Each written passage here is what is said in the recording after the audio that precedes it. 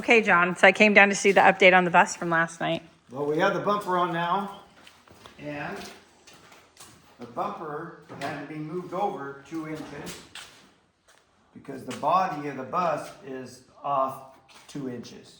But How did that happen? 80 years. So when they put the frame on the new one? When they put the body on the new frame, the front of the bus is over 2 inches. And what's the frame again? I can't remember. What's it off of? 2000 Chevy pickup, 4-wheel drive, 1 ton. And it lined up, or did they have to make it work? Yep, and it fit right on there. Huh. And so it's not square though. How come it's not square? Because the body of this bus is a little bit of a banana. Oh.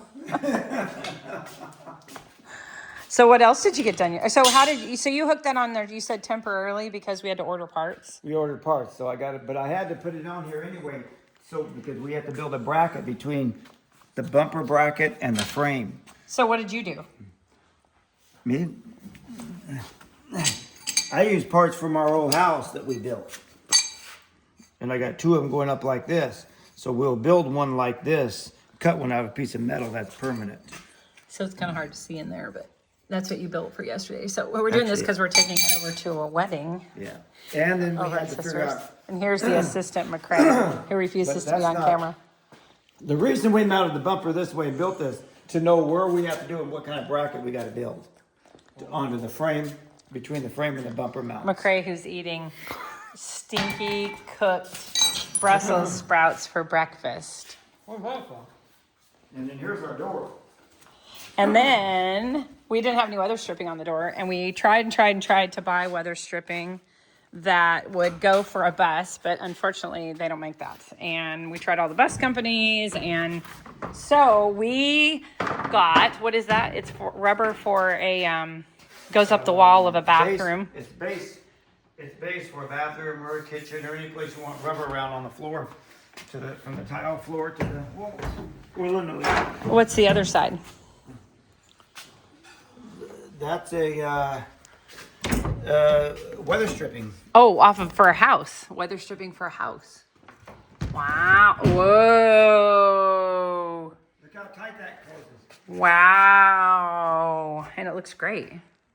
So it's not popping out correctly. It has to be bent out like that. Isn't that just nice? keeping the door from closing all the way. And then luckily we have Handyman Hardware in Roseburg, so all these little screws right here that we had to have. Screws on the inside, nobody get cut on them. Acorn screws on the inside, which is like this, so that nobody can get cut on them. Wow. Looks pretty good. It goes real good with your chef's knife sharpening. So we found this 100-year-old knife sharpener from a butcher in Eastern Oregon, and John cut it down for me. We looked and looked and looked until I found the one I liked. And then John cut it down and bolted it on. Drilled holes. And then I added this little piece of hippie leather because it rattles otherwise. The little thing rattles on here and drives me crazy.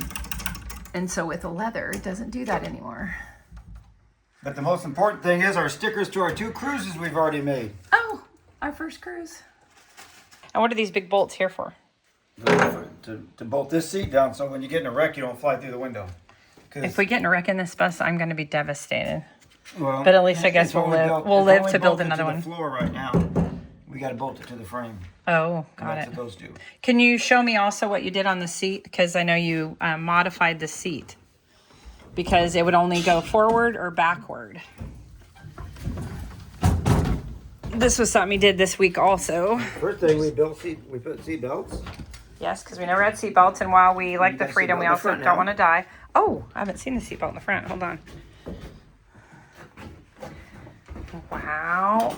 And also, I bought all these cool leather seats out of a Lincoln Continental and did all these things to put in here, and then nothing really wanted to work, and it's all electronic. And John found these awesome seats in a old motorhome, but it had hardly any miles on it, so they're like brand new. And they're mechanical instead of electrical. And so they, without electricity, would go forward, backward, and then recline and sit up and had armrests. But they only sat straight forward. Put it in the straight forward position. Oh. So it only would sit like this, And which meant your foot hung off in this big hole. And is it slid forward as far as it goes? So when we're traveling, I can sit forward and recline and all that, but you had to sit straight forward and then your foot's in this hole. So John, and then the other way it would fit was straight back. So show us that way. It would only go 180. It'd go 180. So it would turn around and go back to here. And that was it. That was the only way you could ride. So John took the seat out and cut it with what? I took a Dremel with a cutter blade. Dremel. And made notches in it so it would stop right here. So now when you're traveling, if you want to look backwards, somebody's in the back or you got company, which we did during graffiti, you can sit back here. Well, here's the most important notch. That's the most important notch because when we're traveling, this is how you physically want to sit. I don't know why, but it takes away that. So now you got a place for your feet and you can visit. And he did it with my seat too, on our front seat. I shouldn't say my seat, but driver's seat. And this is mounted to the frame. And it's mounted to the frame, right? The safe. bus frame. And actually, John got the seatbelt on for my 93-year-old mom who wanted to go to graffiti and wouldn't ride in the bus unless she had a seatbelt. So he got that on last week. But these turned out so awesome. It's going to be great. And then when we're getting in and out also, he built it so you're as far forward as you can be when you're traveling.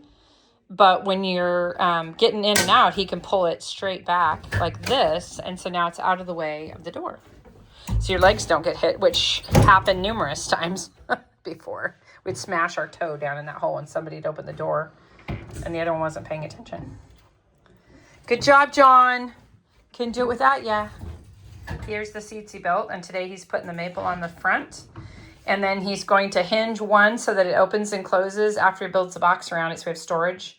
And then the other one will be built the same, but it will have two pieces hinged on the front so that when we stop and we want to sleep in it, he can just flip that over and make a bed.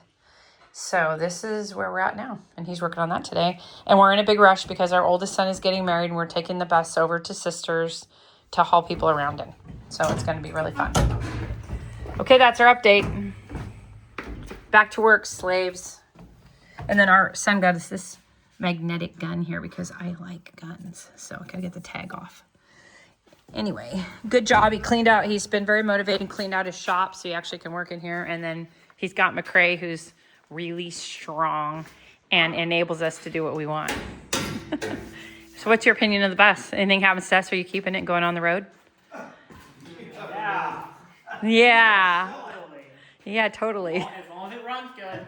It runs Fine great. with it. Okay, I'm leaving.